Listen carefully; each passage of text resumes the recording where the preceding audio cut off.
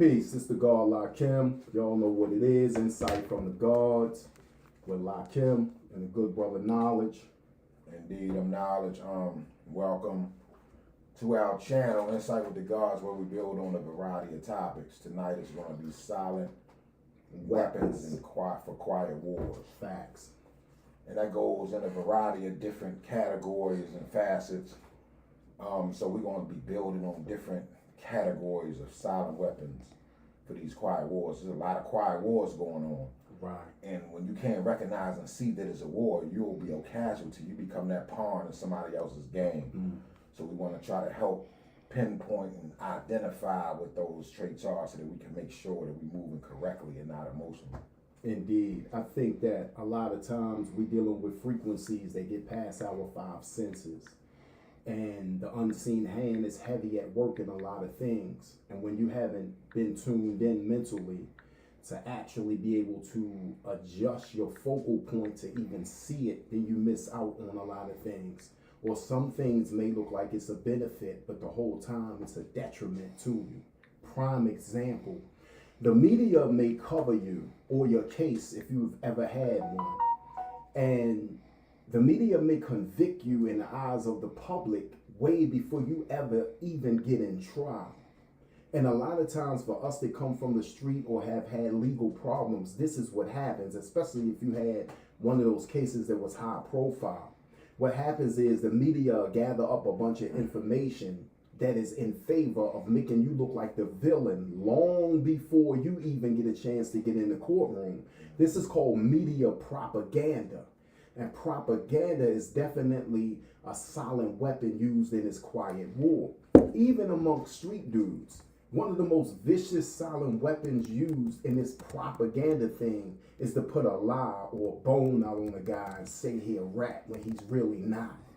And you hope that that gain ground and that somebody believes the lie until the lie is told so many times you can't even unravel it anymore. And even though it's not even a fact, silent weapons for quiet wars. Also, another factor I wanted to point out in the courtroom is that a silent weapon can be used against you in the language barrier. A lot of times when we go to court, they're using legal terminologies that's based on the Latin language that we have no knowledge of. So we get in the courtroom and we basically make a deal or go to trial and try to fight something that we cannot even comprehend. They're speaking in front of you, but the language they're using is going right past you because you have no idea or concept or can't even tune into the frequency of what is being said. And that's a silent weapon used in this quiet war. Indeed, God, no doubt. That was a heavy bill. Yeah, knowledge is power. It's like you got the law, admiralty law, and the law of the land law. And that's why in the courtrooms you got the certain flags that have the gold fringes around it, which represents the law of the sea. Right. Versus the law of the land. So when you don't know that language and you're going in the court, whether it's the federal court or the state court, if you don't know the difference between admiralty law, then different constitutions apply and some don't. And that's another silent weapon that they use against us, our own ignorance. Right. And what killed me about some of our people is that we're so easy to believe falsehoods from the enemy. Right. And the people that we know the most and the closest, they're the ones we fight the most when it comes to trying to wrestle with truth. But an enemy can go and throw it right down and you'll pick it right up. Right. And you'll spread it and add to it. Only because it feeds your perspective.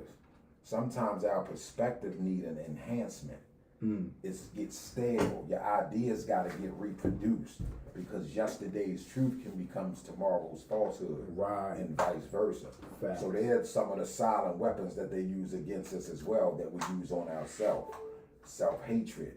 I look at the crime in our city and I look at how agitators can throw a food item in the midst of a crowd of hungry people and then just sit back and watch the behavior of everybody scramble to try to get something to eat. That's like systemic behavior studying and psychological warfare that they've been playing on our people. And if you ever get a chance, look up Tyrone's rat maze. It's about Tyrone's rats and how they train rats under a program that they considered was a project. So when you think about the projects and minority developments that exist in a lot of urban communities across the country, they created a system where they wanted to put us all together, segregated, so that they can study us. Right. But it reversed itself because we learned how to adapt and get along with one another. So this is when they say, oh, they have to break up that dynamic and scatter us out. Right. You know what I mean? Because it is a project. That's why it's called a project, because it was a project. Let's see how it did. Absolutely. And they used to study the patterns of rats, and they would take a rat and put the rat in a good environment with the right nutrients and the right food and the good water and all that, and watch his behavior versus putting the rat, the same genetic rat, in the opposite cage where it's turmoil, poor soil, poor food, and watch the development. See if he and fight put his way food out up or on kill. the other tier where the rest of the rats are, and watch them fight for it. So it's not even a genetic thing. It's a psychological damage warfare the projects that was they've been called playing on our the people projects. by putting us in these situations. Even when it comes to drugs and guns in the community, they put it there and watch us scramble for it. This is how the DEA make their money. They create the drugs in the lab, put it out on the street, give it a name, give it a fancy name. Here comes the drug dealer, here comes his crew. Now he becomes the boss. Now he got to distribute this work, and it spreads. This is what the DEA creates. They breed them, they feed it, and we fall into it. So that's like another silent weapon. Wow.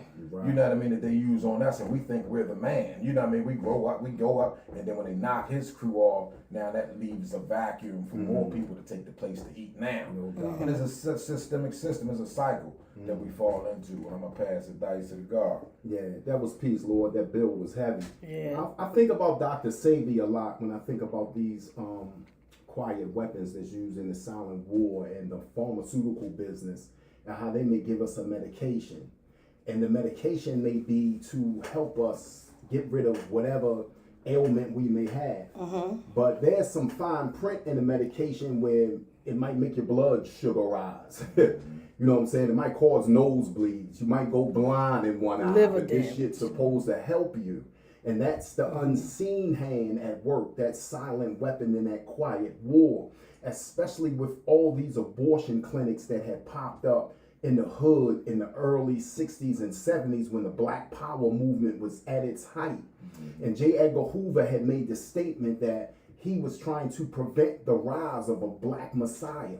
So that alone had already put them in an advantage, because all of the abortion clinics weren't just giving you an abortion.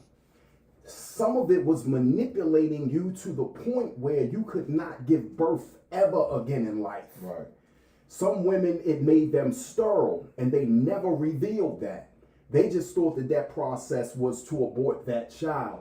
But because they had no knowledge of the medical field and what was being done to them, something took place within them where a lot of them developed ovarian cancer, a lot of side effects that they didn't even know because they was using experimental drugs on us in these operations.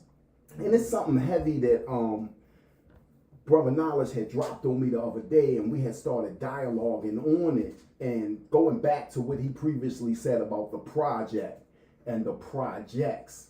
A lot of times they're set up this hierarchy like it's a pecking order. And in order for you to get to the top, you definitely have to knock off the next one that's at the top in order for you to get that position. And I think that what happens is this creates that I'm going to be the only one mentality. And what that does is it robs us of the ability to unify and move as a unit and as a whole and as a collective, because it enforces that selfish mentality that I'm the one. And ain't gonna be no other ones but me. And if another one step up, that's when I'm gonna pull out my Orichnikov, my AK-47, which is a Russian guy's name. That's what AK stand for, Orichnikov. They named it after him. He was the creator of it. We running around in the hood with all these weapons, and ain't none of our name on none of them. So every time you kill somebody that look like you're killing in the name of the person who autographed Smith and Wesson, Right. Sig, Sawyer. Yeah, and all of these names that's on these firearms, and we don't have access to these firearms, but they always seem to get in our neighborhoods in abundance. And it's the same with everything else that brings about the demise of a community. And I think that if we paid more attention to the silent weapons used in these quiet wars, it would really wake us up spiritually, because on a deeper level, right? And I want y'all to follow me when I build on this. You ever had turn on the radio and you turn a dial on the radio and you might tune into a station, but turn the knob to get another station. That other station didn't go anywhere. It's just you're no longer tuned into its frequency, so you can no longer hear it. But the station is still active and alive.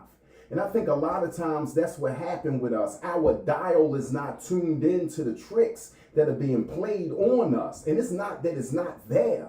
It's just we're not in tune enough to see it anymore because somebody turned our dial on something else. And that something else becomes something that is so minute.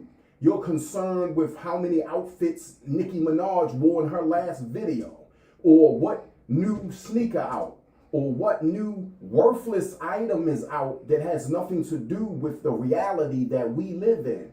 It takes precedence over things. Those are things that are not even secondary, but we make them primary in our life. And we fall victim to media propaganda. I think about a week ago, Brother Nala said, next thing you know, you scrolling on Instagram and you just scrolled so long, an hour then went by. 2 hours then went by. That's an hour of reading you could have done. That's an hour of anything productive you could have done, but that understanding of that silent weapon used in this quiet war just made you lose valuable time in your everyday, practice of what can be conducive to your growth and development. And as we pick apart the silent weapons for quiet wars, we want to stay on that theme. And that's why we've started, building on this, because we want to wake the masses up to these silent weapons and these quiet wars. No doubt, no doubt. Yeah, that's deep. Even thinking about like technology and these smartphones and everything else that we have that can be an enemy or it can be an ally, depending on how you use it. We can't control what the world do. We can't control what the government do. We can't control what Trump do. Only thing we can do, we can change our perspective about what's really going on. Right. A lot of times, if you already hate something, that clouds your judgment on what's really going on, because all of your thoughts are coming through the filters of your emotions. So logic goes out the window.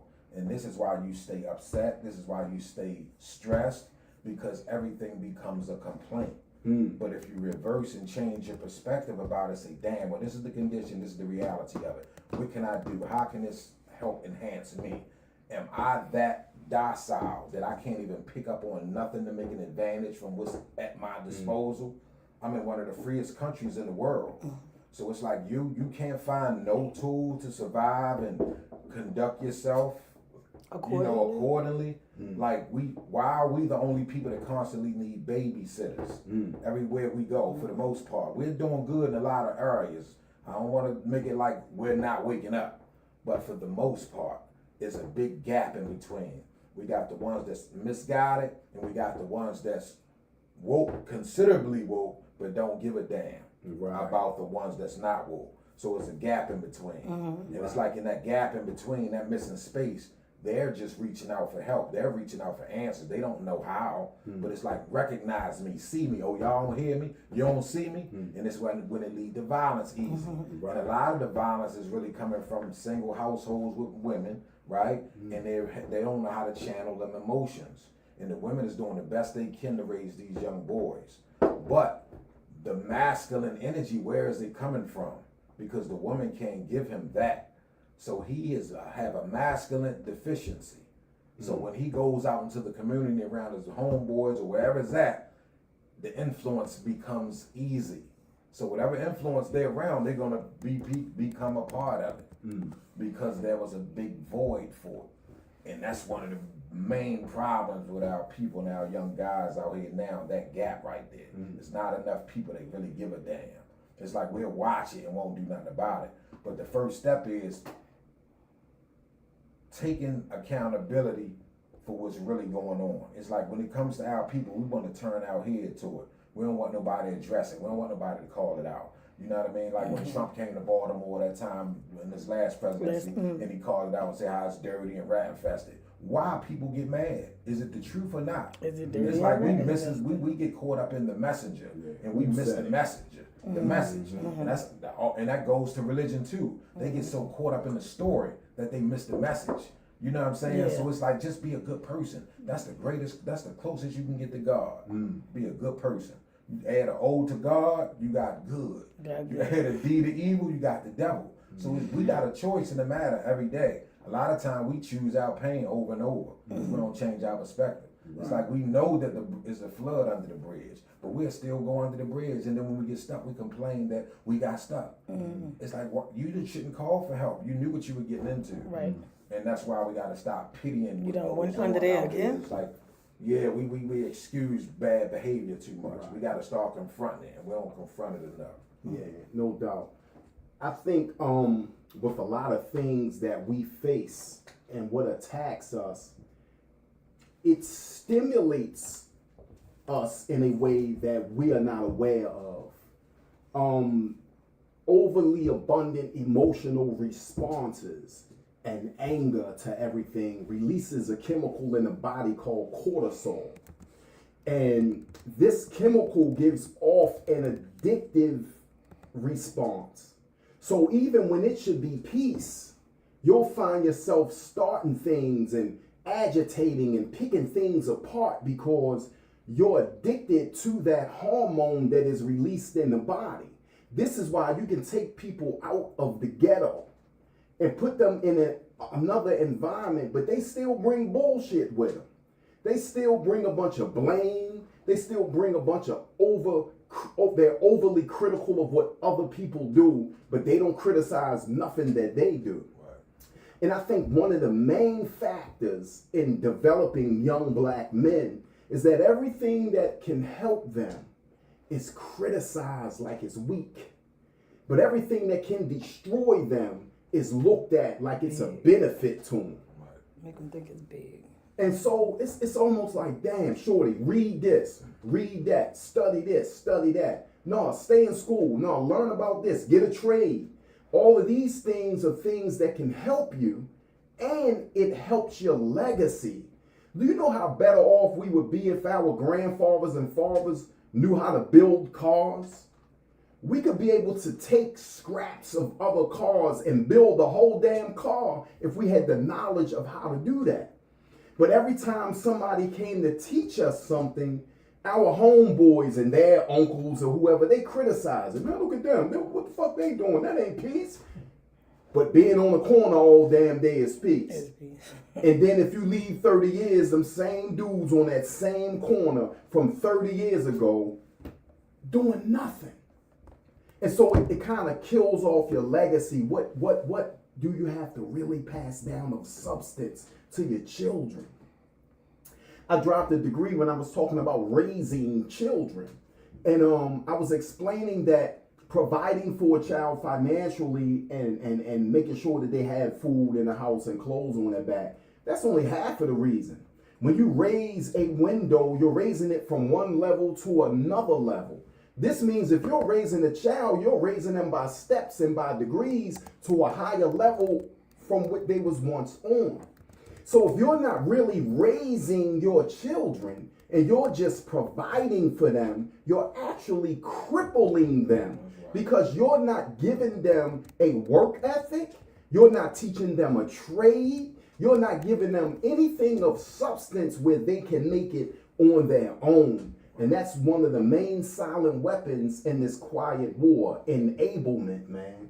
We are enabling them to the point where it is fracturing the structure of the family. And this is why the man is not respected in the eyes of the woman. And the woman is not respected in the eyes of the man because the roles have been cleverly reversed. And in that, An unseen hand came in and created that silent weapon to engage us in this quiet war. No doubt, no doubt. That was just where I wanted to go at too, because it's like we raising children. Like we think by giving them a life that we wanted, that we didn't have, that's being a good parent. But it's almost like you're really crippling them. You're slowing down their development. They gotta fall down. Stop picking them up. Let them get up on their own. You gotta teach them through action. You gotta show them like providing things does one thing. They'll forget that, but they'll never forget those moments that you showed them something or taught them something or they learned something from you. And it's sad that so many people don't even really have none of that to really even offer. Facts. So this is why they try to make up for it with money and monetary things or gifts. But that really does nothing for respect.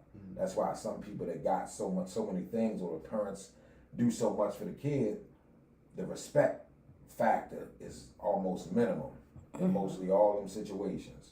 And it's like the ones that came from a structured household where it was discipline and seemed mean, they was the ones that molded you when you look back. You know, when grandma, you think back to grandma and them and how mean they used to be. My grandma used to run her house like boot camp. Straight up. My grandma had 5 boys, 5 girls, and I was the grandson. And you know what I mean? I used to like to stay down there because I was the only child, so I'd go down to my grandma's house and just to witness this in the projects. We in a 4-bedroom low rise and watching all this growing up. And my grandmother, she'd get her Jack Daniels in on the weekend, boy, get the cuss and turn that music on. I'm talking about like that was at that moment, they was like some horrifying times. But when you look back at it, they was some of the most funnest time ever. You know what I mean? So it's like so much now we take for granted they don't realize. It's like they think we live forever. But when you don't really have a life purpose, it's hard to even think about tomorrow. And a lot of them is in that stage where they don't even think about tomorrow. It's like, the hell with it. And it's sad because one of the main things that I give credit to religion for is by the structure of trying to keep the family together. And how important it is to have a family before you produce children. Right. To have that some kind of marriage or union before you produce them. Because they're gonna need that balance from both sides. Right. They're gonna need it. And to have that imbalance. Everything good? Yeah, it's just some of the comments, and Okay.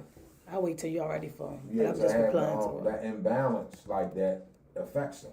So it's like wherever the imbalance at, the environment gonna balance it out. So if they're in a bad environment, then the chances of their development gonna be tainted with a lot of bad characteristics and visuals that they came up with. No doubt. So how can they not express that onto the world? So it becomes like, whose fault is that? Okay, it's the parent's fault. It started in the home. You know what I mean? It's like that's their job. Not to bring the kids into the world and just throw them out into society and want the world to just sympathize with them because they don't have a father. That's not society's fault. Right.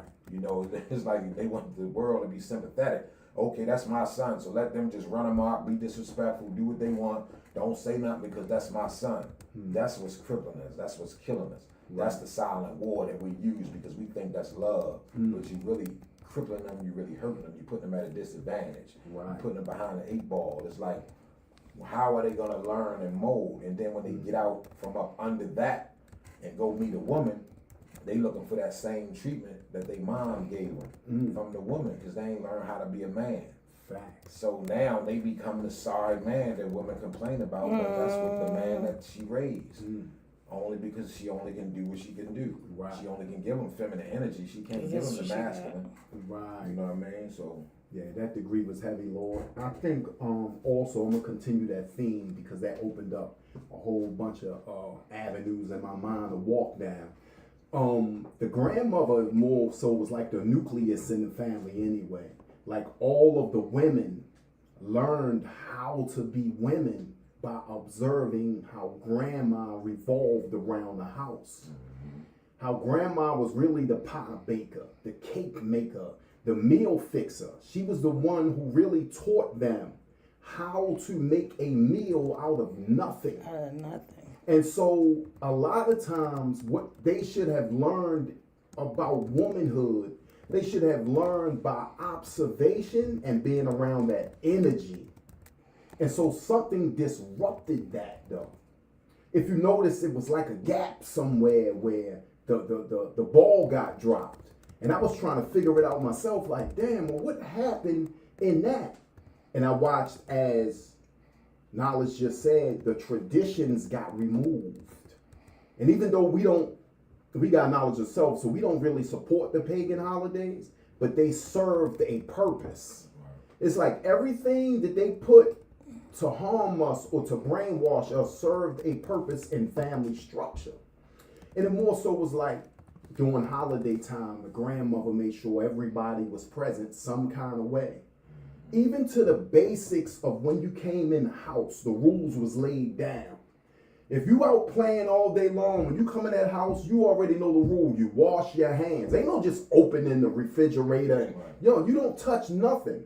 You wash your hands. You clean yourself up. These were the basic instructions to like keep a family intact. And it wasn't just a symbol. It had substance in it. And so something happened where the family value got removed because grandma became younger and younger. As the idea of sex overruled intelligence, mothers became younger, grandmothers became younger, the music changed, silent weapons for quiet wars. Everything was over-sexualized. And in our culture, where we are from, in the black culture, our women's femininity was powerful. But what the enemy cleverly done was made us focus on the sensual side of her, as opposed to the spirituality and what she was doing. I'm gonna give y'all a jewel real quick, and this is not to justify anything, but a lot of black women don't know that twerking comes from an African traditional dance called mapuka, right? You're not the first twerker. Mapuka was practiced in Africa, and it was an exercise that they did to pull their uterus back in its original position by this gyrating and this exercise after birth.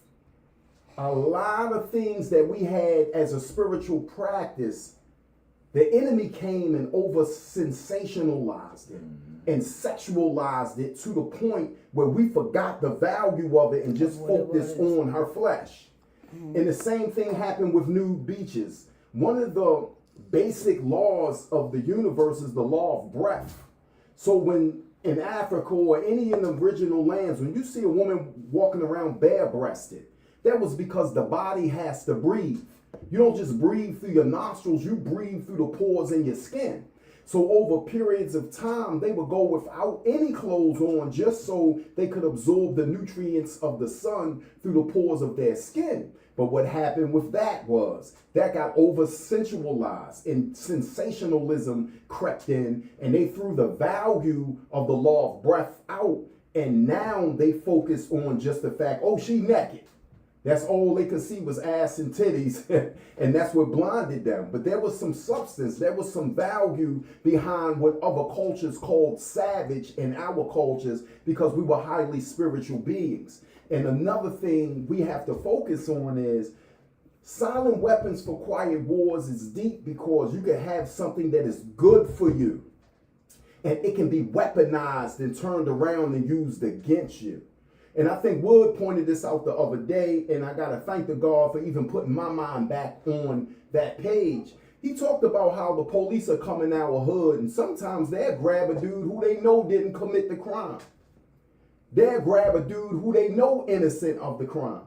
But if you come from a tightly knit neighborhood where ratting is not something that is in you, then they'll grab a dude that wasn't in the street and give him the murder, knowing he didn't do it, because they know he's easier to break, because he has more to lose than somebody that's in the street and has been trained in the art of how to function in these interrogation rooms.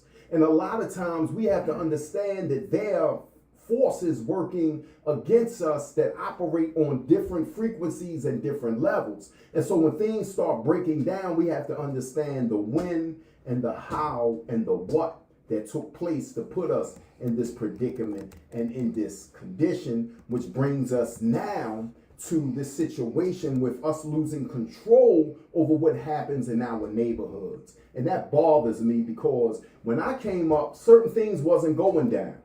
And I came from one of the roughest projects, along with Lexington Terrace, along with Fort Greene and all these other projects throughout the United States of America. They give us experiences that are different. They're very different. But one thing that I noticed was whatever the elder generation was doing, they didn't want us to do it. They did not want us hooking school. They did not want us to do anything that could make us like them. And that element got removed cleverly. The younger you were, the more the older brothers started wanting to use you because the police wasn't going to mess with us because we were so little. So they started weaponizing our youth and our age against us. Like, no, give it to he only 9. Police ain't even thinking he got to work on him. And so what happened was that put younger people in the game without educating and giving them the knowledge of how the game goes. Then when things start falling apart, everybody's scattering around looking for somebody to blame. And so now you got a dude that's 15 that'll shoot a 5-year-old girl in the head. And now the effect of this happening statewide, citywide, hoodwide, countrywide, got outside forces, Trump, and all of these outside forces that everybody aiming their anger at. But they are the cause of this effect that we are meeting, and nobody wants to take responsibility. They just want to say, oh man, Trump, I told you he was this, I told you he was that. But what about you? That's right. What about the shit you have been doing to even make him want to make that decision? Absolutely. What about you not being what the Black Panthers were to the neighborhood? And a lot of older guys grew up in an era where they were physically present. What about you not doing what the BLA said? What about you not even knowing one damn point in the 10-point program of the Black Panthers? You supposed to protect the women and the children in your neighborhood, and we're not doing that. So when law enforcement want to move in and do it, now you got beef with it. Come on. And I'm going to close on this because I know the Lord going to take it further. Then you got these guys all on social media. You want to brandish your firearm on social media.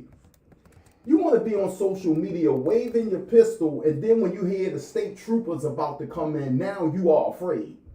You was just showcasing your heat to the world that you had. Now there's some real opposition that's coming that don't look like you. This ain't another nigga you got to kill. This ain't another black man you got to shoot in the head, the face, the arm, or the leg. Now you're complaining that Trump is bringing some real opposition in. And did it ever dawn on you that you might have to have that to get you right? Yeah, lessons not learned in blood are soon forgotten. Some lessons you got to learn that shit in blood because you ain't listening to us.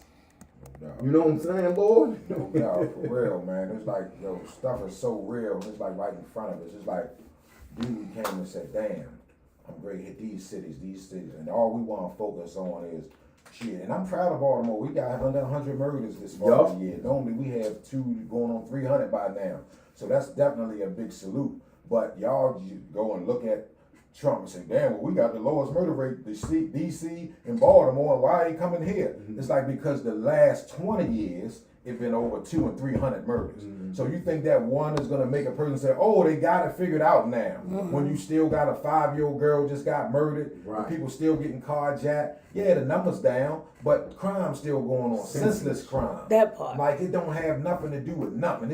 And I hate to see it. I don't care what color the people is. Mm-hmm. And it's like we so messed up as a people that we think that if the kid's doing it to a white person, there's nothing wrong with it. It's not so bad. We turn out here to that. That's what I don't like. That's that double standard fake shit. Mm-hmm. So it's like you'll never really develop and evolve past nothing else other than that because you're looking at everything through race. So you're going to feel like everything is attacked because that's how you feel. Mm-hmm. You know what I mean? Mm-hmm. Nobody is thinking like everybody is on a whole nother level. We got AI out here. You think them people worrying about some race? Mm-hmm. We're the only ones trapped in that. Still thinking about that. And while we're the only ones that's destroying our own race. Yep. We killing more each other than the Ku Klux Klan ever have in the history of the Ku Klux Klan. Yep. So nobody talk about that. They want to be silent about that. They want to call me the hater because I talk about that. No, I'm going to bring it to your face. I'm going to call it out. Like Trump called them rats and them that trash out. That's the only way you get attention to get some fixing on the situation. Right. You got to call it out, not hide it. How you going to fix it if you keep pushing it under the rug and justifying it and making excuses for it?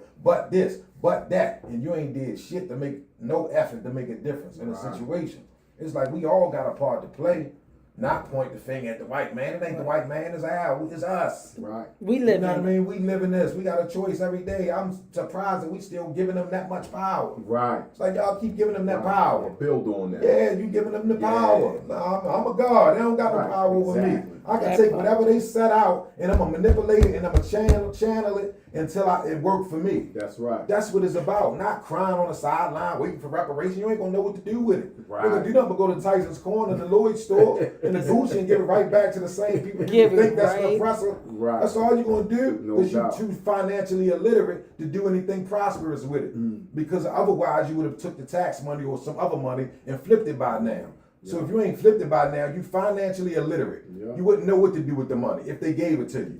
You're going to go straight to the fentanyl man and to the Lloyd store. That's where you're going, most of y'all. You know what I mean? Just to be real about it. You shouldn't be waiting. It's like if nowhere in the world that you can act like since Trump been in that all of a sudden black people got it so bad now. Like we had it good until he came. Come on. Really? Come on. Struggling under them Democrats and y'all keep picking the same thing. I'm changing. If I know I'm going down the wrong road and there's nails in the road, I'm not going to go down that road where the nails at. Especially if the signs say nails up ahead. Nails up ahead, then you cry when you get a flat. Who you crying to? And that's what we do. We got to get out of that victim mode. That's what I hate. Right. So the people that always want to know, like, damn, how you can support Trump? Easy, because Trump stand on principle. I don't care about what color he is. I like the way they ride for their people. That's the same way we supposed to ride for our people. But since we don't ride for our people, we'll never know what loyalty is. We need to know the difference between racism and prejudice. It's a big difference. Racism is racial pride. I love my people. I'm for my people. I'm not with the dumb shit. I ain't with the ignorance, but I'm for righteousness. As long as we for righteousness, I don't support the cowards. I don't support the Martin Luther Kings. I don't support none of them cowards that sold our people out. Because a lot of y'all don't know that he was partnered with Margaret Sanger, which was the Planned Parenthood lady, the first eugenics movement on black babies up there in Brownsville, New York. In the ghetto, that's where it was first at. And that was Martin Luther King's side chick. But y'all don't want to talk about that. Y'all want to say he need a holiday. Man, fuck Martin. Straight like that. I'm Nat Turner, Malcolm, fight back, not no passive resistance. We supposed to have been fighting for equal rights, equal justice, equal protection. That's what integration is supposed to have been about. Not sitting at the table with the master. He tricked us and made us think that's what it was about. Like we are included. No, so now you got a seat, you think you're somebody. And that's when we start crossing each other. Because it's like, okay, the white man let us in. Now I don't need you no more. And that's how they did the infiltrators. And they don't tell you that. They always want to boast about Black Wall Street. But did they tell you that Black Wall Street became more prosperous after the bombing? They don't tell you that. They make it like that was the end of Black Wall Street. You know why? Because our people don't read nothing. We just go by what somebody else said and we regurgitate it like we know it. And ain't look up nothing. We got all the information right here. We still won't look up nothing. No doubt. You know what I mean? Yeah, you know I get passionate about that. You see, when you get passionate, I get spooked. I get spooked over here. That Black Wall Street degree is heavy, and you had other black prosperous neighborhoods, like the whole Central Park area was called the Village of Seneca in New York, and they built Central Park over top of the Village of Seneca, but rich blacks owned all that at one point. And what we gotta understand is we was always better off separated. It was only until integration came that we lost everything, because the big machine always gonna swallow up the little machine. But when we were separated for them, I think Malcolm said it best when Malcolm said, "Why would I fight for the rights to use a bathroom with a white man?" He said, the only way I would want to do that is if I can flush him down with all the rest of that stuff. Which made sense. You wasted time trying to sit in their movie instead of building your own. Absolutely. You waste, and then when you don't support your own and you give your money to them, your own gotta close their business down because your money not being generated in your own. Think about that. If you own a store, if blacks own stores, and you won't through integration, see, that was a financial tactic to get our dollar out of our neighborhood. Yeah. It was always the matrix of entrapment became socio-economic. They used social status and economics. Certain blacks with social status could always hang out in the Cotton Club in Harlem. You get what I'm saying? But if you didn't have that social status or that economic status, you couldn't be around them. So they always embraced our stars the same way with some of these fake ass rappers that sell out and all of a sudden they want to promote all of this shit that they got them doing. Then you got them walking around with bow rats and shit in their hair and curlers and shit in their hair, and all of a sudden he filthy rich and now he want to express his feminine side. What the fuck? Right. When you was broke, you didn't want to do that. Right. Why, when you got some money, all of a sudden you want to start dressing with a woman blouse on and influence the youth to go that route? That's right. That is a silent weapon used in this quiet war because they use influential blacks. Martin Luther King was a member of a society called the Boule Society. The Boule Society had always sold blacks out from day one. They were the first black Greek sorority, for those that don't know.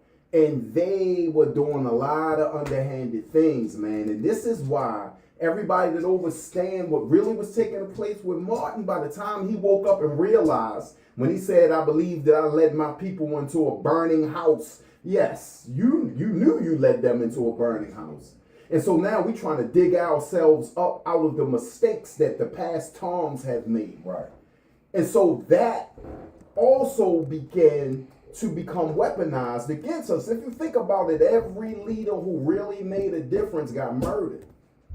The only ones that's still alive, man, they're alive for a reason. If they're alive for a reason. No doubt. And that reason don't serve our best interests at heart, man. It don't.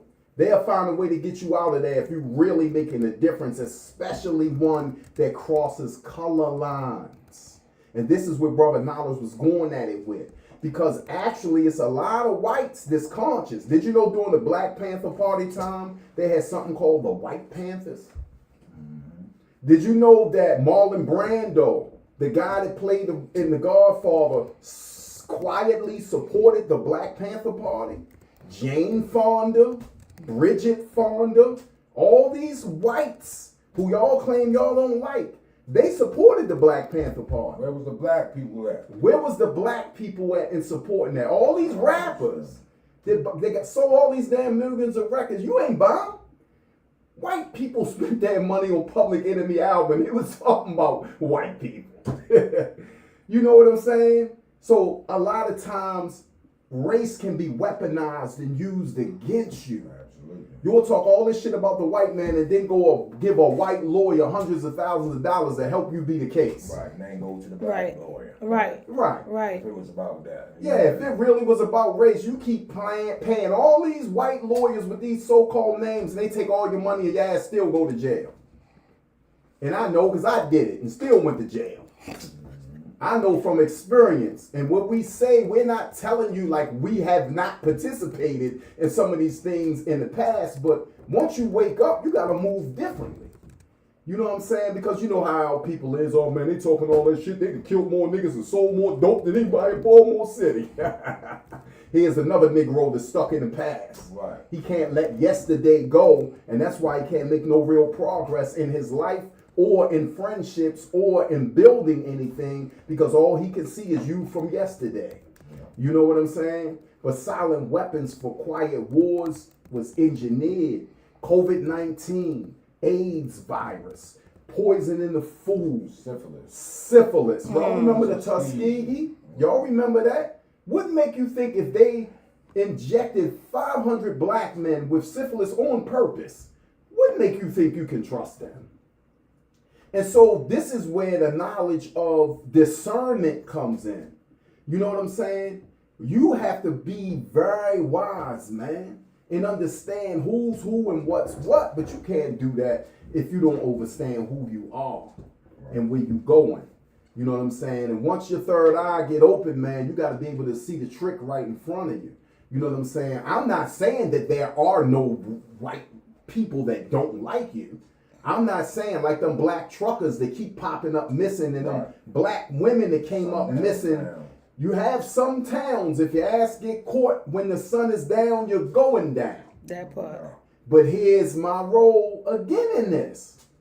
If you'll blow if you'll shoot the fucking grays out my bed, but let a white boy catch you in Jersey some motherfucking way in the backwoods and hang your ass and you won't fire one shot.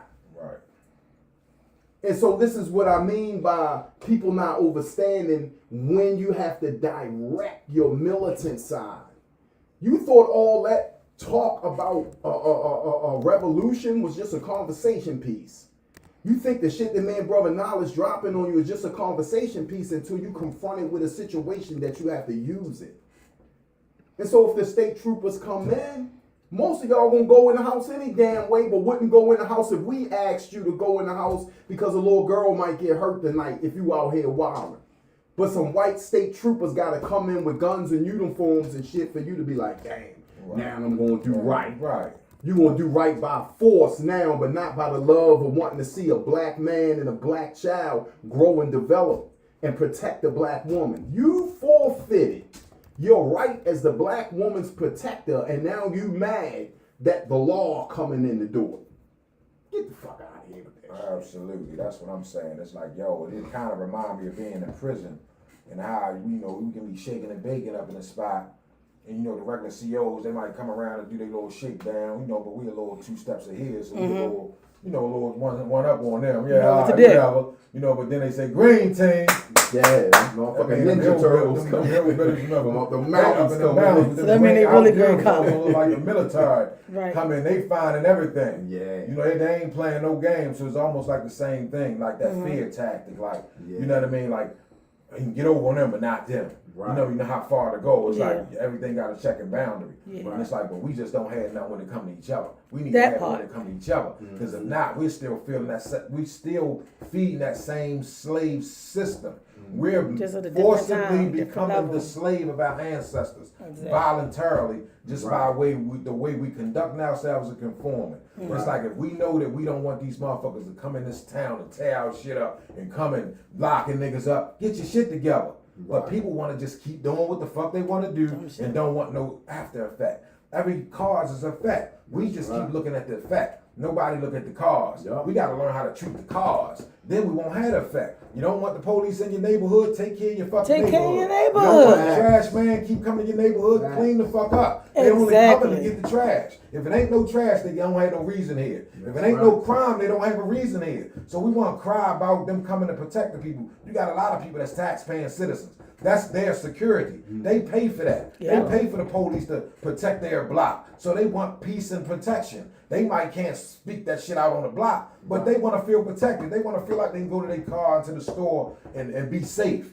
They don't even feel safe around their own people. Right. You know who they feel safe around? Anybody that don't look like them. And that's a shame. But we don't even want to acknowledge that shit. Right. We want to keep acting like it's the white man. But as soon as you get some money, where you go move at? Right next to the white man. Right, Right. next fuck to the outta white here. man. That's what I be saying. I ain't gonna be able to do Hypocrisy. it. If Yeah. you get yourself out of I could be poverty, wrong. where you go at? You get away from them niggas. I ain't talking about black people. I'm talking about the niggas. The niggas. You know what I mean? Them motherfuckers. The ones that need to be get to move the fuck out the way. But I'm advocating. Yeah, fuck that. You know what I mean? Get them. So I ain't gotta get them because they the ones that get in my way while I'm doing the right shit. They cross my path because they ain't got nothing to look forward to. And now I'm forced to defend myself. Now I'm going to jail for this piece of shit. Right. Nah, get them piece of shits out the way. Yeah. If you ain't doing nothing wrong, you ain't got nothing to worry about. Them people ain't coming fucking with anybody. They coming That with part. where all them hard heads at that want to go hard. Then you go hard. Yeah. Join the military, nigga. You like to play with them switches. The military needs some motherfuckers over there. Ain't that motherfucker signed up, but you want to target practice on your own people. I don't advocate for that. I don't act like that shit don't exist. I call that shit out and people get mad that they act like I don't like black people. No, I call that shit out. That- You too busy putting that shit under the rug. That- Acting like that shit don't exist. Talking about, oh, well, they do the same thing, not like we do. They not us. We need to fix us. We need to worry about us. We keep wanting to identify their crime. I know all them other races do crime too, and they cover it up. But you know what them other races don't do? They don't go to social media with it. When they see dope things and somebody nodding out, they don't make videos about it, make fun of that shit. Make fun They of put that it on shit. social media. That's how we do. We tear our own self down. That's silent weapons for quiet wars. No They the doubt. wars that we use They don't put it out there. When Jeffrey Epstein and them get caught up, them white people don't go on there blasting that shit. When Puffy got caught up, what we do? We turn straight on Puffy. Now the tables great flip, everybody quiet as fuck. We gotta get out of that shit. You gotta pick a side. You with the revolutionary or you with the pussies? You know what I mean? That's just my take. Like, God damn. That's that media propaganda. I knocked my motherfucking war down. That's that silent weapon for that quiet war, that media propaganda. They'll take a situation and manipulate it so good and have you believing, damn, man, he done killed all them people. The whole time that man ain't threw a grape at no goddamn. And I want you to build on this real quick, Elo, because I forgot to put it in, but I'm going to let you build on it. Another silent weapon for quiet wars. How they used Obama to take out the only leader we really had, Muammar Gaddafi. Goodness. Took out Muammar Gaddafi. How do you take out him? They use a black man to take out Muammar Gaddafi. He was the only natural black leader left alive historically. Right. You know what I mean? Of Libya. He was the president of Libya. Free healthcare, free everything. They ain't had to pay for nothing. And it's like they use him like it's a victory. Yup. He put the $2 million bounty on the side of Shakur head. These revolutionaries. These people that stood for something. And it's like we champion them. They the silent weapons. They the quiet wars. Because they got us supporting this shit. And the alphabet people. And that's his whole agenda. That's population control. It's not reproducing. Pushing abortion through Kamala Harris. That's black genocide. You got abortion buses outside of the damn National Convention. Come on. Like, really? Come on. You don't see the plan? Stop reproducing. While everybody else is reproducing, protecting the bloodline. We justifying killing off our bloodline. Is that crazy or not? Be careful about your body. Treat yourself like a goddess. Treat yourself like it's the temple and it's sacred. And I took the mic from the gods. I'm a pass. That's peace. I just want to say this one comment real quick. Y'all on fire. Numbers are crazy. But I had to read Warren said, Wood going off. All exclamation points. All exclamation points. I just had to read that one, but it's a lot. But that one just took me off guard. Heavy though. It's silent weapons for quiet wars. That media propaganda. Man, listen, man. Yeah, I'm gonna get to that. I got it, Lord. I'm definitely gonna deal with it. Gaddafi is one of them leaders, man, that has always had black people struggle in his heart. Gaddafi had donated $10 million to the Nation of Islam in America. He had, a lot of people don't understand his structure of government, so I want to take my time with Gaddafi. Gaddafi had his government set up where he wanted to start a United States of Africa, for those that don't know. Gaddafi was going to each African leader trying to get them to squash all beef. The French had their money in Libya. Gaddafi said, I got 100 tons of my own gold and 100 tons of my own silver. We don't need the French dollar in Libya. Libya is in Africa, for those that don't know. Now, that's what started the beef. Gaddafi was pushing the French dollar out of Africa and producing his own money. Guess how much it costs to go to college in Libya under Gaddafi's rule? Nothing. Guess how much medical care costs? Nothing. The hospitals were free. The schools were free. The colleges were free. There was no student loan debt over there. Muammar Gaddafi was getting ready to pull everything back together, and what happened? The so-called black president is the first black president, first ever, to bomb Africa. Right. You made a call to bomb Africa? Right. Then you murdered Muammar Gaddafi, you and Hillary Clinton. You made the call, she made the statement. We came, we saw, he died.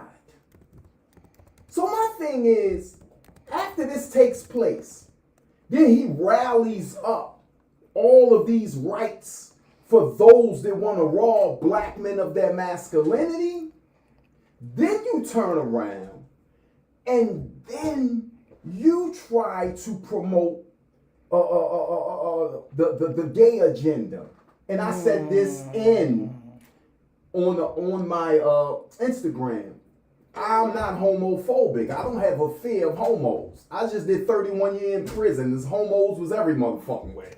So I don't suffer from homophobia, but I do suffer from waking my people up when a silent weapon is used to rob young black men of their masculinity. And if y'all didn't know, the black men in New Orleans put red dresses on a couple of days ago. If that got past y'all. About 9 or 10 of them. They're saying they're not gay, but they all had red dresses on. And then some of the youth down in Atlanta put some skirts on and walked around with skirts on. And I'm saying to myself, not only is it already enough against us through them killing off our leaders like Muammar Gaddafi, through them supporting abortion. The only time an aborted baby that should happen is if you were raped. Boom. And raped by a relative.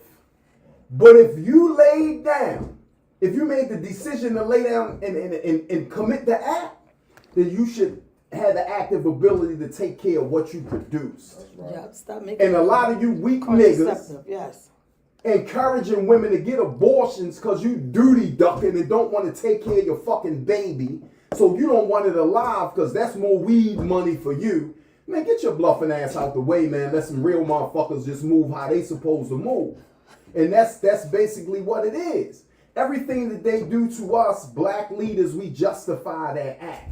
Do you know what position we would be in if Muammar Gaddafi was still alive? And then you got all these other leaders that let that shit go down. Certain shit, you can't talk revolution on one hand and then do nothing. Slide on something else. Right. Then do nothing when they knock your leaders off. Right. See, that's the thing. That's why I respected the Panthers so much, because they watched police brutality in the hood. They knew their rights. They would walk right up to the police car while they was arresting people, and they would watch them. The officer would be like, back up. Like, no, I know my rights. I have a right to witness you arrest a citizen. That is my right. So police brutality was being witnessed or either slowed down because of that. Indeed. Now a motherfucker get locked up. Y'all motherfuckers talking about, damn, yo, look at that nigga, he got knocked. You criticizing it and making fun of him. Yeah, that nigga would get a whole bunch of time. Right. Shit, that nigga would get about 70 years for that. First of all, do you even understand that you are siding with the very people who you claim you don't like? Kamala Harris, white husband. I mean, you love who you love. But don't posture like you the supreme epitome of a black woman about to get in a position of authority to help other black women when all that shit was a scam to kill off generations of our next leaders. Absolutely. And if we grew up in the hood and we survived and we made it, what make you think all these babies that got aborted wouldn't survive and wouldn't make it? And that's the problem. We don't understand the power of who we are. Once you understand the power of who you are, then you understand how you need to move in any given situation. Now, where's our next Muammar Gaddafi? Where is he? I see they got that other brother under attack. What's his name? He got one of them long-ass African named dark-skinned brother. Where you from, Africa? He from Africa. Yeah, they've been on him lately, too. I just can't remember his name. Dark-skinned brother. Militant. They've been on him. Can't recall the brother's name, but I will have it for you next time I get on it. He'll have it tonight and I'll post it. Yes. Have sleep. I hope I spell it right. We gotta understand our position. And I think that's vital. I think that silent weapons for quiet wars have knocked the black man off his axis, man. Like we're not productive, we're not creative. We're relying on the government and the enemy to create programs for our children. Right. That's Come on. crazy. Come on. After you call him the enemy, Right. you want him to create a program to help your children. Build Before and grow. anybody else. And you trust it. For you. Come on. Before you want them to do it. Yeah. It's almost like I'm posturing like I'm a warrior, but I'm begging for help from the enemy. At the same That's time. like saying, damn, boy, I'm escaped the night slave master. It'll be peace if you go ahead and give me a horse and a chariot to get the fuck off your property. Right. Just don't start shooting until I get off. Right. Come on, man. Stop playing. Stop what you're doing. But I overstand the poison, as Nas said. You know what I'm saying? Listen, we got to maintain. We got to elevate. We got to raise our children. We got to teach them. We got to let them understand about silent weapons for quiet wars. We got to raise our women's consciousness. You should never be in the presence of a woman's life, man, and not raise her consciousness. It ain't never a woman that ever came in my cipher that didn't walk away knowing the mathematics, knowing she was a wisdom, knowing what she had to offer to the world. And even if she already knew that, just affiliating with me only enhanced it even more. Yeah. Because that's our duty as a civilized man. But I'm seeing a lot of uncivilized motherfuckers running around doing a lot of uncivilized shit. You know what I'm saying? It started with the motherfuckers letting their pants and shit hang off their ass. And, you know, you was doing a lot of shit to invite the homosexual lifestyle into the world. You know what I'm saying? Then when they came full throttle with it, all of a sudden, man, look at this shit, look at this shit. Yeah, but you kind of was the prelude to that shit. You know what I'm saying? So you got to tighten up and embrace your masculinity. It's almost like motherfuckers are scared to be masculine. You know what I'm saying? You got on a bunch of fruity clothes and shit and a whole bunch of women's blouses, and it's always somebody popular that's doing this shit. You can't present yourself as a leader to your women and your children if you got on your motherfucking hairstyle. You got rollers and shit in your head. Give your woman her fucking rollers back, yo. That's all I'm asking. Give her her straightening comb and shit back. Get that shit back to the women, man. Stand up like a king. Teach her she a queen. Raise your princes and your princesses, man. Silent weapons for quiet wars. Know it when you see it, man. Straight up. The gentleman you're trying to name, is his name, I'm hoping I pronounce it right, Abraham Tory? That's him. Okay. That's the brother name. Thanks, Bub. Yup. Thanks, Bubs. I appreciate you. Ibrahim Tory. That's him. The black man. Warren just came with the same thing. Thanks, Warren. Appreciate you. Yeah, no doubt. Yup. You had any questions on that? So there's a lot of comments, but you know the screen keeps moving. Okay. So everybody was like really into the topic and saying all the same things about what should be done. What should be done. One young lady on YouTube did ask, all right, so we right here at this level, what can we do? Right. And then another gentleman came back to say, well, we don't know the levels of respect and how to handle things because this is all we know. And I replied to them like, I think that's crazy. You sound crazy in your household. You govern that. And you govern what's around you. If you don't let the state tell you what to do with your children. Right. Don't go to jail for nothing crazy. But my kid's going to listen to me because it's respect and it's what's taught. I ain't go out with a grandmother, but I grew up with a mother who gave me my handle. What was his name? I can't remember. It might have been, it was a lady and a guy named Michael, I think.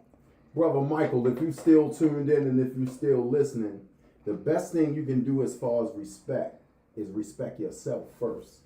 And your woman and your children will look at how you respect yourself and they will fall in line with the respect that you have for you. Yeah. A lot of times we want to focus outwardly and not work on us. You have to do the personal work first. Shift the blame. If you respect yourself and you're moving in a respectable way, that respect that you have for you will be respected by them. Mm-hmm. And then you share that with them. And if you don't know what respect is, be more direct with your question and we'll explain exactly what respect is. Yeah, I did. I actually put it in there. Tell them, send me your email address. I'll pull you up on the screen. Yeah. And the guys will break it down. Yeah. But that goes for anybody, as a matter of fact. No doubt. Yeah, it's one step at a time. We all got a part to play. Mm-hmm. It's like we just got to learn to be real about situations. You know what I mean? Like we ain't got no guarantee fixed solution. Right. But I think that people come in our midst and our circumference for a reason. And it's like it's our duty to drop something on them if they're within our range. Right. But a lot of people not even equipped with nothing to pass on. Mm. So this is why we end up passing on the responsibility Go ahead. No, I'm saying like that's Yeah, right I'm saying there. pass They don't on have nothing to even responsibility. pass on. That's Yeah, why they they. don't have nothing to pass on. But That's at what point do you wake up today and say, you know what? because I'm in control of doing this right here. That's another silent weapon for the quiet war because it keeps us distracted. Racism is our biggest hindrance. Thinking through that filter. Because when you think through that filter, everything get clouded. You're a victim in all situations. True. You're always, it's an excuse to fail. That's why I hate it. It's an excuse to fail. It's like, if you don't make it, that's because they racist. So it keeps you from really trying. Yeah. Because you already count yourself out. Like that's just like when Obama right was in now. office. And people say, well, why he ain't do this or why he ain't do that? They said, well, you know they ain't going to let that black man do nothing. Well, why is he in there? Get out the way. What you Why get we him put in there for? Just for a picture? So you're psychologically telling yourself that you know that they not going to let us do nothing. That's a lie. Right. If you're qualified, you can do it. She bad. Miss Tracy Hyson. That's Henson. That's not the one lady from before, but this is somebody else. She said, what advice would you give to a mother that wants to put her 14-year-old son in Muhammad uniforms with is she saying no, but worried because he has only attended public schools. So she want to put him in a different category of school, but she worried because he only know public schools. What do you do? do? She trying to put him in like a charter school? Yeah. Tracy, she in the Catholic school. So in the Muhammad school. At the God building, Yeah, I think, Tracy, what you need to do first of all is preparation She said she stage. meant university. Since you already know the teachings, if that's the choice that you want to make and you want him there and he agrees to go there, you have to start giving him the lessons that you know to prepare his mind for that type of discipline and the type of education that he's going to get from Muhammad University. It always starts home. Remember, outside people, no matter who they are, no outside entity should start the process of education for your child. That is the duty of the mother and the father first. Primary, their education comes from you. Secondary, it comes from outside entities. And that's facts. And I appreciate you sharing that with us, Sister Trace. Yeah, that was a and good then one. also, I just want to add on, not personally to you per se, but just to any woman that's dealing with it like a teenager and trying to just give them some kind of structure or whatever. I don't think it's never a good idea to really put your idea on them, even though they might be too young to make their own mind up. But you gotta like kind of pay them extra attention so that you can kind of see what they're geared towards with pulls at them. Yeah, so they can know. She just said he willingly joined on Sunday. Yeah, that's cool. That's good. You know what I mean? That's cool. Because that's what he wanted. That's what. And you just encourage and push him. You know what I mean? You give him the nutrients that he needs for his development. That don't necessarily mean that's where he's gonna be forever. It might be just a bridge you gotta cross to get to where he's supposed to be. Facts. But don't encourage him or discourage him. You gotta let them think early. Because all them other cultures, they teach early. Really early at 8, 9. That's so the we thing. gotta stop babying them we baby them too long. We hold their hand too long. And it's only a mother's love, that's understandable. Which is understandable. That's totally understandable, but you also gotta understand the damage that it creates. And you gotta take responsibility for that damage that you created. Don't put it on the system. Right. Don't put it on the man down the street. You gotta take credit that you did that mess. Right, so you can fix it. So you can fix it and y'all can move past it. You did it, you ain't gonna be able to fix it. You ain't gonna never You're gonna fix keep it. blaming the government. You're gonna keep blaming somebody else. Anybody. I just hate It's in his about genes. people who It's in blame, just run through this forward family like just I hate that. foolishness. I hate that A bunch of crime. rubbish. I made that horrible mistake. My oldest, I taught him early, and he knew everything early. And he's a great man. And my second son, that was my little Tunkie. That was my baby. So he learned his stuff after high school. But now he know where he need to be. But he was a baby for a long time. I didn't think he would ever leave my side. He's actually keep on my phone. That's what made me think about saying, yes, we got to take that. We got to take the responsibility of what we mess up. Yeah, a lot of times when it comes, I'm always looking at the double-edged sword to everything. There's a duality. Because a lot of us, we have grown up without fathers. But don't weaponize that. Because I've seen people act out and fuck up everything they got good going for them. Blaming, oh, my father wasn't in my life. my father wasn't in my life. Every time they make a step forward and they fuck it up, you're fucking it up by your own merit. Don't be blaming you didn't have, everything is not because you didn't have a father. Please and thank you. Yeah, don't weaponize that. Because that's what a lot of people do. They'll weaponize it. Oh, yo, you know my mother died when I was young. Well, mine did too, goddamn. But everything that go wrong, I'm not going to, oh, yo, I'm getting high, singing drinking, that same smoking. song. Oh, yo, whatever. Because my mother wouldn't want me to do that. You get what I'm saying? They leave that part out. No, your father wouldn't want you to move like that. So stop blaming what you didn't have. Prove you're a God by creating something from nothing. And one thing about the universe, it compensates. My dad wasn't there, but my grandfather was there. I heard Marcus Garvey name from out my grandfather's mouth. I ain't learned none of that shit from reading books at first. I heard Haile Selassie's name from my granddad's mouth to my ear. You know what I'm saying? He was just one of those rare black men who had knowledge of self. Right. So that kind of gave me a head start. But at the same time, when he died, it wasn't like I was, oh man, I was hurt. Yeah. But at the same time, we got to stop using emotional crutches. We got to stop using excuses. And a lot of times, what our generation, when we did shit, they be like, why'd you do it? I just did that shit. We ain't really, make the excuse. We just ain't give a fuck. I mean, we was fucked up, growing up. Talking about before we matured, before we got, an inkling of applying what we knew.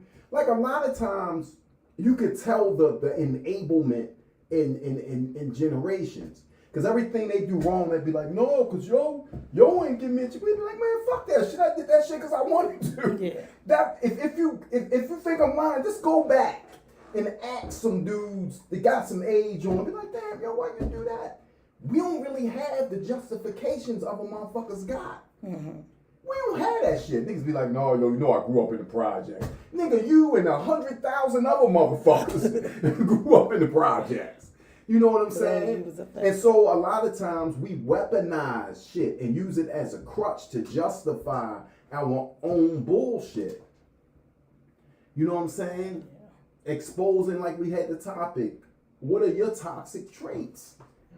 You know what I'm saying? Sometimes you just got a man to fuck up, woman to fuck up, be like, yo, I was just on some bullshit at the time. You know what I mean? I was feeling myself and did a whole bunch of dumb shit. But now, this is what I'm on. Silent weapons for quiet wars. I see a bunch of shit taking place right in front of me. I gotta identify this shit. I have a duty to teach my women and my children so they don't make the same mistakes that we made, and so that we can move on and grow as a black family, as a black community. Now, understand this too. Like, a lot of times, like, if you go in certain neighborhoods, right? If you go like in Italian neighborhoods, especially in New York, if you go in an Italian neighborhood, just walk through there, break a glass bottle on the ground, and watch every motherfucking Italian in that neighborhood come out. What the fuck are you doing? Mm-hmm. We don't do that in the hood. We'll let a motherfucker straight break glass all in the street, motherfuckers getting flashes. We don't be like, yo, what the fuck is you doing? We had that with the clean block thing. We had it at one time. We had that structure in place, but this is what I mean. Silent weapons for quiet wars. Something got us removed away from that. Something pushed the values out of the hood. Where now people grow up, they don't even have no values. You know what I'm saying? It's like, damn, yo, you ain't gonna empty the trash? No, we got nephews and shit, and people bring them to us when they feel like they failed them. That's when you want to bring them to me and Wood. Like, can you come to y'all group? First, you ain't want them around me. I'm talking that God body, that black. No, I don't want that. As soon as he do something where you can't control them no more, then you want to throw them on somebody else. No, it don't work like that. You gonna fuck them up and then give them to me to fix them. Like, no, it don't work like that. We're going to do this shit together. I'm willing to help you, but you're not going to dump your responsibility on me. No. And that's another thing. You know what I'm saying? Silent weapons for quiet wars. A person is there to help you, not shoulder your responsibility by himself. No, we ain't here for that. Can I just say this thing? I don't want to throw you off though. Go ahead. Why my son say, yo in the glass is always sitting and waiting like double Dutch. When he gonna jump in? When he gonna jump in? Like you just plotting on the ending so you can just come back and stop. Yo, my kid's crazy. I'm sorry. I just had to say it because that's really how it would be looking, Joe. That's facts. God, you know what I'm saying? God be on point. But yeah, I go through that a lot where people bring young guys to my group, and that's what the group is for. You know what I'm saying? And we there for them. You know what I'm saying? We sit in there and we give them dialogue and we instruct them on how they should move. And we got a group of guys, you know, that's enlightened. But a lot of times after the group, they really be trying to get me to be like they step pops and shit. Like, and I don't have a problem with guidance. But money grip. Don't be trying to dump your on me. Like, yo, can you? No, I'm not doing that because you're responsible for what you create. Yeah. You know what I'm saying? Don't dump what you created on somebody else because that's also how children get mistreated. Remember that. You know what I'm saying? You can't just dump them on somebody else. That ain't peace. Definitely. Yeah, indeed. And I just ask the people that's looking, when the last time you apologized to somebody about something? I bet you y'all gotta think about that. And that's what we don't do enough of, apologizing.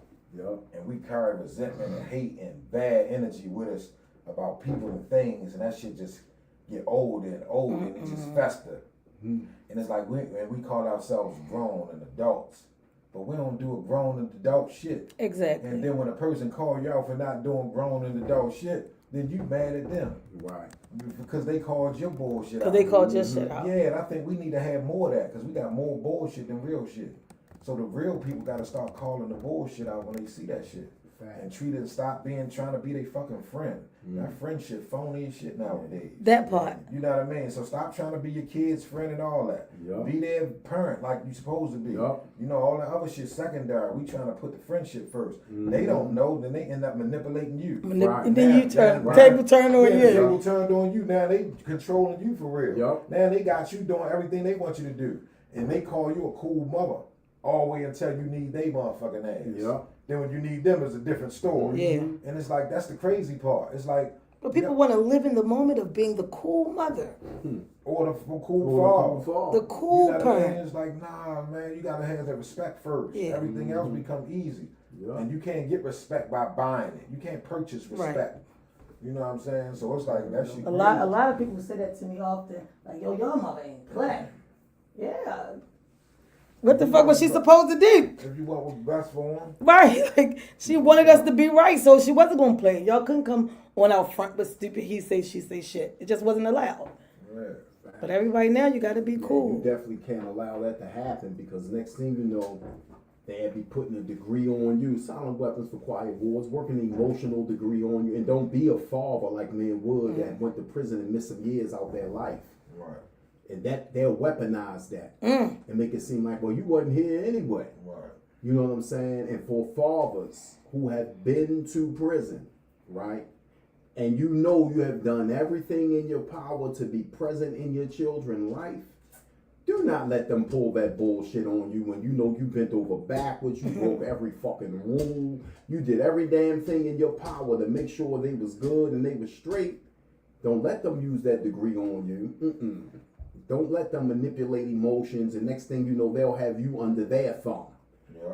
And pulling your They string. gonna respect you, they gonna disrespect you, all that. It's like you're signing up for disrespect. when you Yeah. do that. Right. You're signing up for a foolish test. Yeah. That fucked sense up of kids. entitlement is out of this world. When that respect go, then the It's hell awful. with you. Yup. So you learn how to have some respect. You come through my door, gotta be some respect in that motherfucker. I don't care who child you are, mine or nobody else. You gonna have some respect for me. If you don't, then motherfuck you. Yeah. Straight like that. Yeah. It's like that's the only thing they gonna understand when they that disrespectful.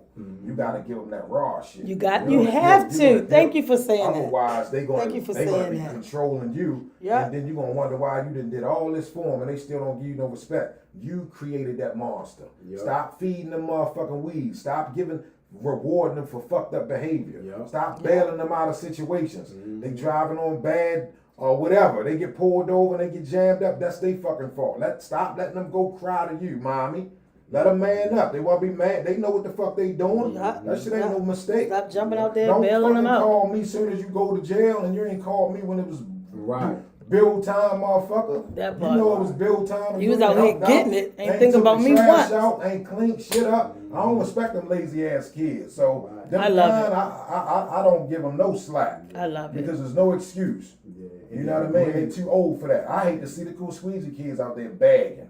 Because it's like we perpetuating this bum ass behavior and justify like, well, they got to do something. No, they need to do more than that. Yeah. We don't raise our bar high enough. Yeah. We just accept anything. Well, at least they doing something. They could be doing this. Why are they the only two variables? Right. Either sell drugs or squeezy. No, what about a technician? Fucking Some type of computers, labor. anything. All these free trades out there. They got all this free knowledge. We ain't never had this much free information. And we still crying like we being oppressed, like we being held back. You holding yourself back. The tools out this motherfucker. You got people coming over here that don't even know how to speak English and getting all this opportunity.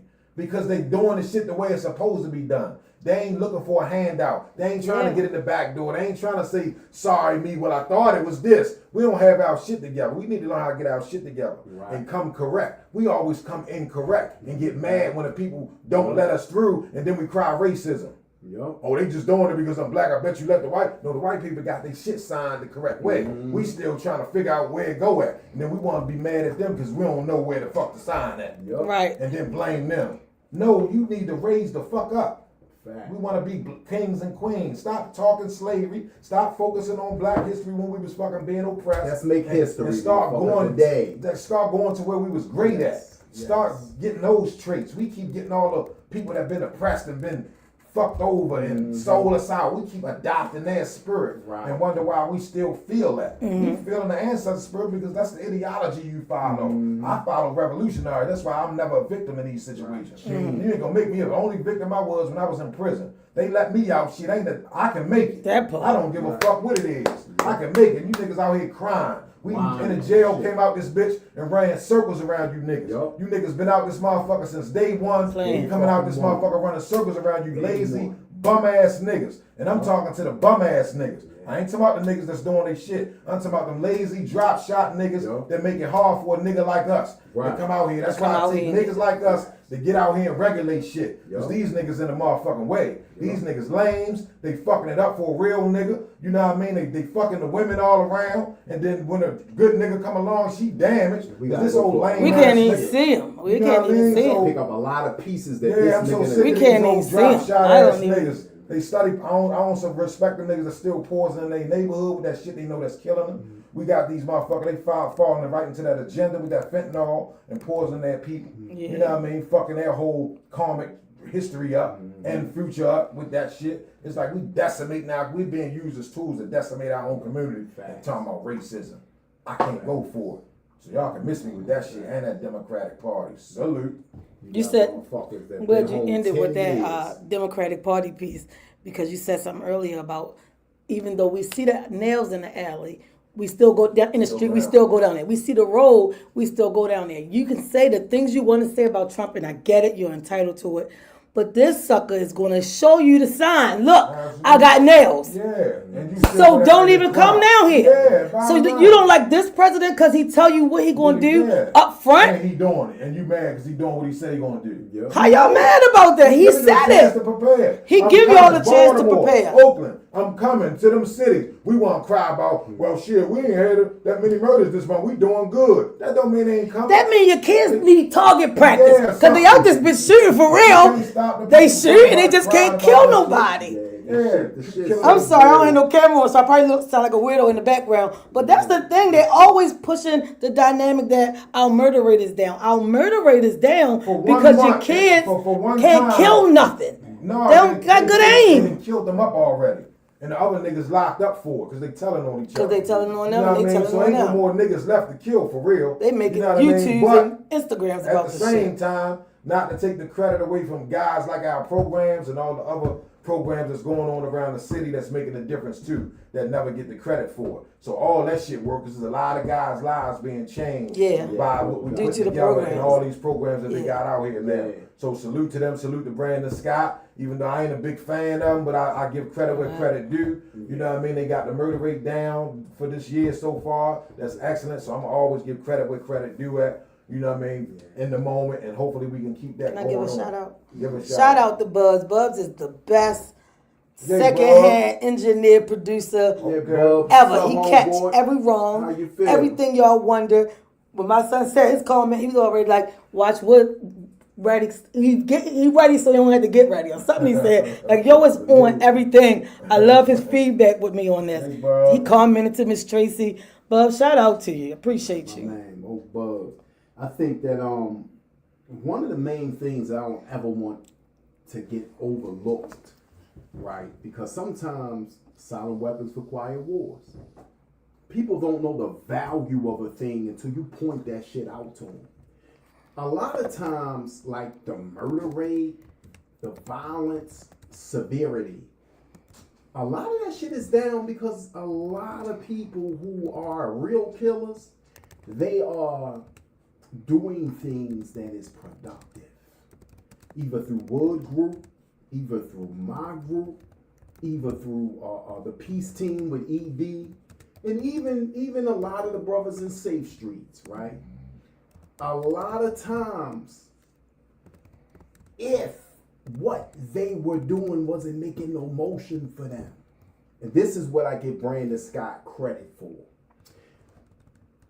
he's able to employ a bunch of guys who probably wouldn't be adept at doing too much else. And so it provides them with a means to take care of themselves and their families, and that keep even them out of the mix and off the street. And a lot of times, like EB, he's snatching them as soon as they come home. Motherfucker come home, he ain't home a hot second. Boy, EB got him. I'm like, God damn, is he gonna let us get anybody in that group? But that's my man, and I definitely appreciate what he's doing. Wood, like I say, man, I tip my hat to my partner right here. That Chest in the Hood, man, that the effect on the youth and when we experience that. And to be honest, they still talking about that at my job. Center for Hope is still talking about, man, Chest in the Hood. I can't believe they had the young ladies. They was on point. My man Clark, shout out to Clark. Clark showed up. And that's what we do though. You know what I'm saying? That shit is automatic. It's a given. And for those that don't know, yeah, tomorrow I'm headed to New York, man. I'm taking some Safe Streets guys with me. They going to New York. We gonna meet Guns Down, Life Up. It's an organization up there that's doing big things. And I want to take this, not just me though. Wood got the same idea. I want to take this concept of violent intervention hood-wide, city-wide, and statewide. So while I'm up there, Wood got another thing to do, but I'm definitely going to be giving props to my man with Uncommon Dialogue. Of course, I'm going to shout Heal Out, and y'all going to see me interacting with my family in New York and all the rest of my brethren, but we definitely are on the road, man, to bringing what we say into reality. Like, we ain't gonna sit here and talk about Trump bringing the troops in if we ain't out there trying to get our youth together, man. You know what I'm saying? And y'all know the Heal group, man. I'm on the move. And future, we all gonna have a big celebration. I just ain't put it together yet. Heal and Uncommon Dialogue, and that's gonna be before Thanksgiving. You know what I'm saying? Word to everything, man. We owe that to ourselves because we've been working hard. And that's a silent weapon in this quiet war. Our groups is a silent weapon in this quiet war. We are weaponizing our skill set to save our people from the bullshit, man. No doubt. Straight up.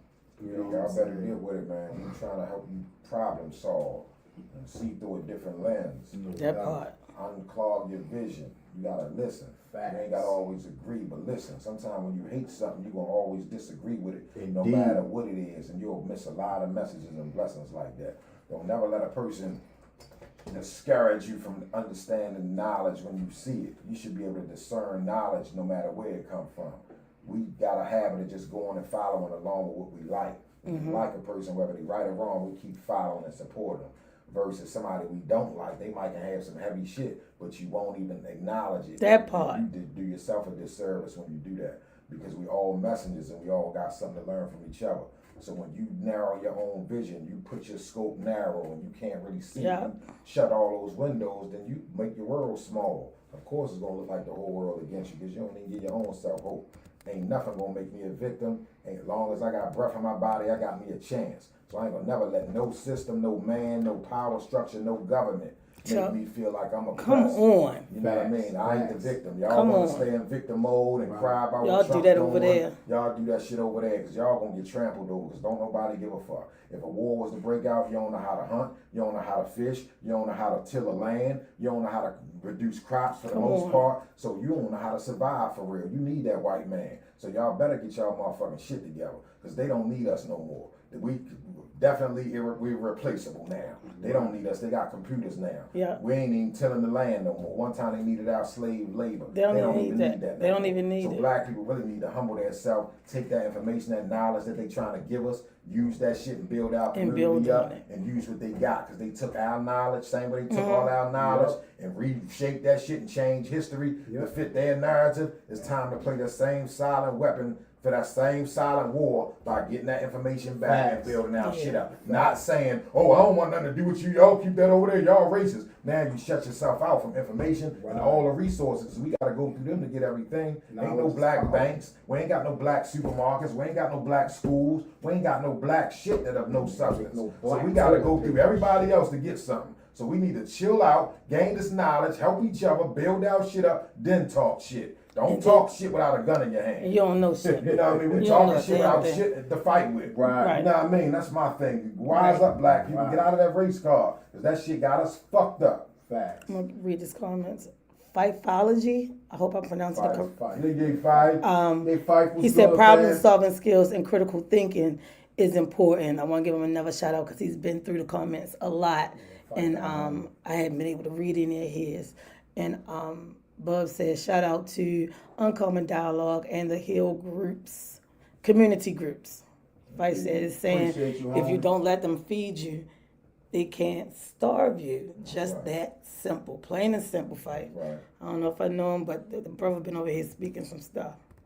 Fife's right there, man. That's what's up. Appreciate you, Fife.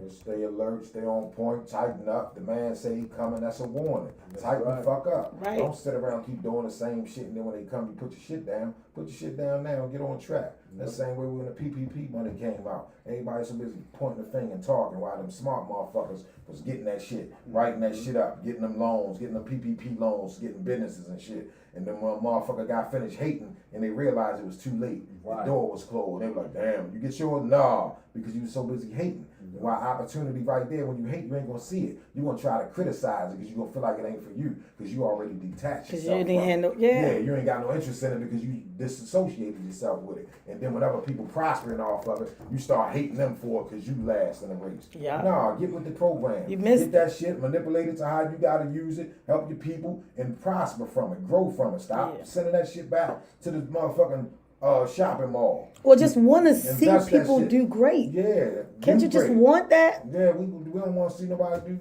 good, man. I don't know if a lot of people know, but the shoppers up on Dom in the grocery store, that one in that day was like, they shit in here. They was closed. Closed down yesterday, or starting yesterday because you remember when I was there, I said ain't nothing in this motherfucker? Yes, they closed down now because the health department shut them down. Oh, word. I said, so now I get criticized because I got a big mouth and I'm always doing extra. But all the families who I go to the food pantry for, that's my clients, and I feed all the families. I bet you need me now today. You can't walk up on them and sell no food stamps. Go get some food. You need people, even though I got a big mouth. Understand my mouth is not big for just no reason. I'm just passionate about what I do is what I'm trying to say. But like now, people gonna be hungry because if Mondum is the only market you can reach, what you finna do? No car, no nothing. But not only that, motherfucker better start growing their own food because they're not obligated to even sell you food. Right. And this is one of the things we take for granted. Food, clothing, and shelter. That's some of our 12 jewels, and those are the main things that we need. That food, that clothing, and that shelter. Okay. We actually we passed. We are past our time. We went past our time. I had for 33 minutes. Y'all had an awesome show. I have to give it to y'all while we on live. I want the people to know y'all doing great. Get better. And it gets better. It gets better. No doubt, it gets better. All right, we're going to wrap. All right. Salute. Salute.